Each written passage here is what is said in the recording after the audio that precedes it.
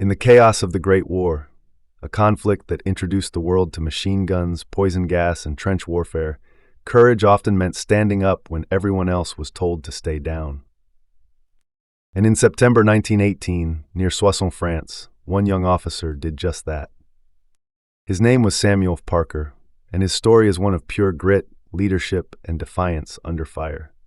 Samuel Iredell Parker was born in Monroe, North Carolina, in 1891. Like many of his generation, he grew up in a world that still believed war was about glory and banners, a notion that would be shattered by the mud and blood of the Western Front. When the United States entered World War I in 1917, Parker joined the Army, receiving his commission as a first lieutenant in the 28th Infantry Regiment, part of the 1st Division, the Big Red One. He was known as calm, thoughtful, and steady, the kind of officer who earned his men's respect, not by shouting orders, but by leading from the front. And it was on the morning of July 18, 1918, during the Aisne-Marne offensive, that Lieutenant Parker would prove exactly what kind of leader he was. The Americans were pushing to break through German lines near Soissons. The battlefield was a maze of wheat fields and shattered villages, laced with barbed wire and studded with machine gun nests. As Parker's unit advanced, they were suddenly pinned down by withering enemy fire. German machine guns opened up from concealed positions, long, raking bursts that tore through the wheat and sent men diving for cover. The attack stalled. The American advance was in danger of collapsing before it had even begun. Parker could see his men frozen, unable to move.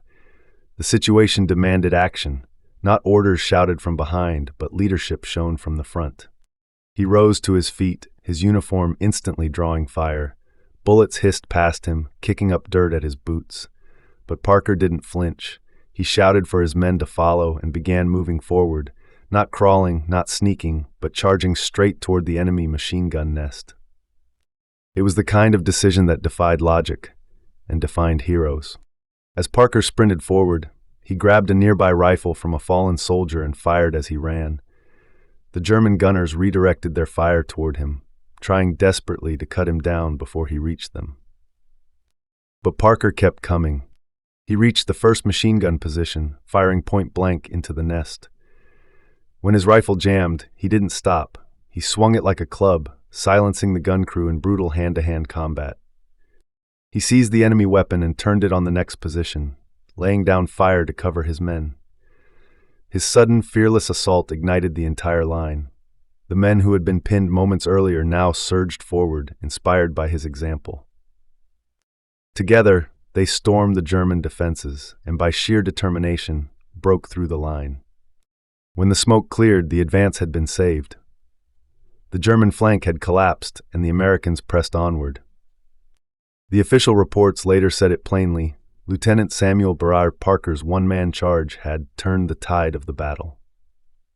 For his extraordinary valor, Parker was awarded the Medal of Honor, his citation reading that he displayed conspicuous gallantry and intrepidity above and beyond the call of duty. But that single medal told only part of the story. Parker's war record read like something out of legend. Over the course of World War I, he would be wounded 14 times in action, one of the most decorated soldiers of the conflict. He received not only the Medal of Honor, but 2 Distinguished Service Crosses, the Silver Star, and multiple Purple Hearts. His fellow soldiers nicknamed him the most shot-up man in the Army. Yet through every wound, every hospital stay, and every return to the front, Parker refused to stay down. His courage wasn't reckless. It was deliberate, born from the belief that leadership meant being where your men were, even when that place was hell itself. After the war, Parker returned home to North Carolina, carrying the scars of his service for the rest of his life. He lived quietly, far from the fame his medals could have brought. When asked about his actions years later, he said simply, "A man doesn't think of medals when his boys are in danger. You just move."